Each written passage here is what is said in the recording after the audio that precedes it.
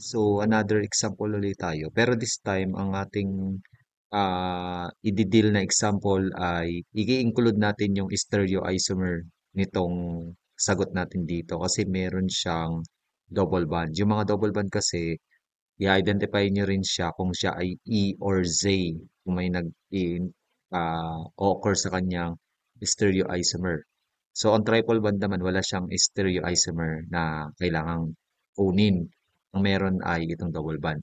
So, una yung normal naming gagawin natin. Then, after that, i-determine natin kung siya ay E or Z ang stereoisomer nitong double bond.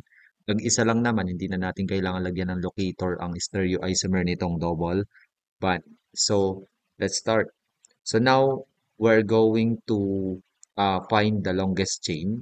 Here, ang longest chain natin, dapat ang first rule is included ang mga double band at saka triple band sa loob ng longest chain. Okay? So, ang locator natin, kung sino ang lalagyan natin ng number 1, ito ba o itong kabila? So, bilangan muna natin longest chain. 1, 2, 3, 4, 5, 6, 7, 8, 9, 10. Pag dito sa kabilang direksyon, 1, 2, 3, 4, 5, 6, 7, 8, 9, 10. So, dalawa po yung ating longest chain na pwede natin gawin. Dito po ba sa direksyong ito, straight, or dito sa pataas? Okay? Ngayon, may dalawa tayong longest chain na pwedeng pamilian. Sa pag-straight ang ginawa natin here hanggang dito, ang ating magiging substituent ay isa, dalawa. Kapag naman itong pataas ang ginawa niyong longest chain, ang magiging substituent natin ay isa, dalawa, at tatlo.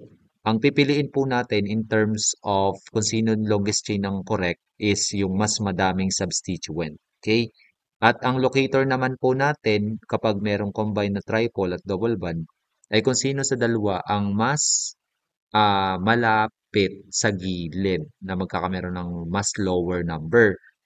Dito po, pag dito tayo nag-start ng 1, 1, 2, 3, 4. 4 po yung ating double band. Dito naman po, 2 po yung triple band. So, siya ang mas lower. Dito po tayo maglalagay ng number 1. So, lagay natin 1, 2, 3, 4, 5, 6, 7, 8, 9, and 10. 10 din po dito sa direksyong ito. Kaso nga lang, pag dito sa direksyong ito, mas maunti ang substituent. Dalawa lang.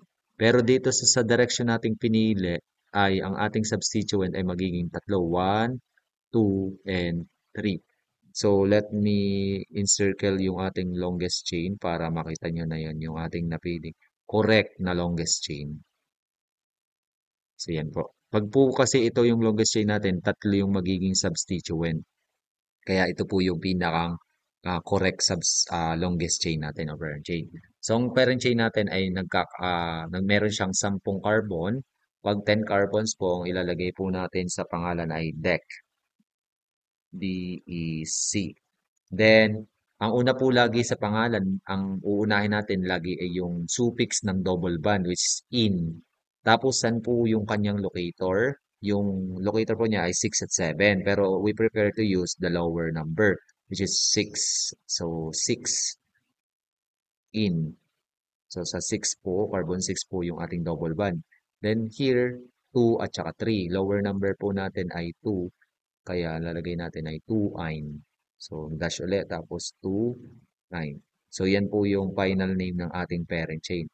Dec 6-in 2-ine. Then, yung substituent naman po natin ay iisa-isahin po natin. This one is ilang carbon po ito? 1, 2, 3, 4, and 5. 5 carbon na po siya. So, systematic name na talaga yung gagamitin natin dito. So, yung other ano natin, we have this one. Ang pangalan niya na ay methyl. And this one is 2 carbon. Ito po ay ethyl. So, this one is methyl. This one is ethyl. And this one, systematic name niya ating gagamitin. From the first carbon na connected sa pinakang parent chain natin sa 4, yan po yung ating 1. Tapos from that 1, bilang tayo ng longest chain. in any direction. So, 1, 2, and 3. Yan po yung pinaka-longest chain na natin dito sa substituent na to. Then, sa 1 at saka sa 2, meron siyang branches ulit. Branch na siya, tapos nag-branch pa. So, 1, meron siyang methyl, at 2, meron siyang methyl. So, lalagay niyo lang po yung naka-open close parenthesis siya. Tapos, saan siya nakalagay? 4. So, 1, 2. Tapos, ano yung nakalagay? Parehas methyl. So, lagyan nyo na ng methyl. So, dimethyl. Tapos, long parent chain niya ay 1, 2, 3. So, prophyl. So, dimethyl prophyl. So, yan po yung pangalan nitong complex substituent. Then, i-arrange natin yung mga substituent dito sa unahan in alphabetically arranged. Sa systematic name ng complex substituent, ang pinakang dinidil po natin or kinukonsider ay yung very first letter, which is this letter D. Hindi po yung letter M. Letter D ito. Ito naman, first letter na to, M. Tapos ito ay E. In terms of alphabetical order, mauuna po yung letter D. So, ito po yung una na rin susulat. So, uh, wait lang, medyo isip ko kasi may stereoisomer pa nga pala tayo. So, 4, tapos 1, 2, tapos dimethyl, yan, dimethyl propyl. Okay? So, yan po yung una. Then, close parenthesis na po ulit. Tapos, another locator ng sunod sa alphabet.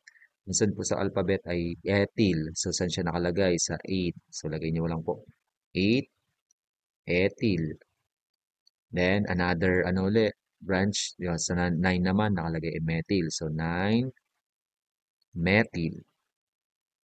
Then, ito po ay iduktong na lang natin dito kasi dapat kadikit na yan. So, this is the complete name without the stereoisomer uh, configuration. Dahil may double bond tayo, alamin natin kung anong stereoisomer siya. Siya ba ay E or J? Ito. So, alamin din natin kung may nag-exist ng stereoisomerism. So, burahin ko na po itong mga to kasi ang ating mga aalamin ngayon is kung siya ay E or Z. So, let me erase muna ito para mas malinis natin malaman kung siya ay E and Z. Pagka po, Z, ang ating pong highest priority ay nasa same side. Z means same. Kapag naman po E, ang ating pong highest priority ay nasa opposite side ng ating ng double bond carbon. So, let us put the carbon here. Ito po ay carbon, tapos ito ay carbon. So, ang carbon maximum 4 bond. So, may dalawang banda dito, may isang band pa dito sa malaking ito. Yan. Since magkakameron siya ng hydrogen sa taas. Dito naman pong carbon na to, meron po siya ditong ganto, malaki sa kabilang side, tapos double bond, tapos may isa pang bond na kulang para magkameron pa siya ng isang hydrogen. So, here, muna sa carbon na to, magkaiba po yung nakalagay sa side niya, isang hydrogen at isang ganto kalaking molecule. So, sino po sa dalawa ang priority? Yung mas malaki ang molecular weight. So, syempre, ito mas malaki ang ating priority. Lagyan ko na lang ng asterisk. So, ang priority po natin dito sa carbon na to ay nasa iba. Ano? Next, dito naman po, hydrogen versus itong molecule na to. Sino mas malaki ang molecular weight? So, ito pong nasa taas. So, ito naman po ang priority. Kung mapapansin niyo, ang priority nasa opposite side. Itong isa nasa taas, itong isa nasa baba. Kapag po nasa opposite side ang ating priority, that is an E. E is stereoisomer ha. E. So, ilalagay lang po natin doon sa ating ang E. So, ang isasagot po natin dito na eksaktong tamang sagot sa kanya ay E, ang kanyang stereoisomer. So, bale, open, close, parenthesis, E. Okay. So, that's all for this video. I hope ay mas lalong na gets nyo itong naming containing triple bond and double bond. God bless and goodbye.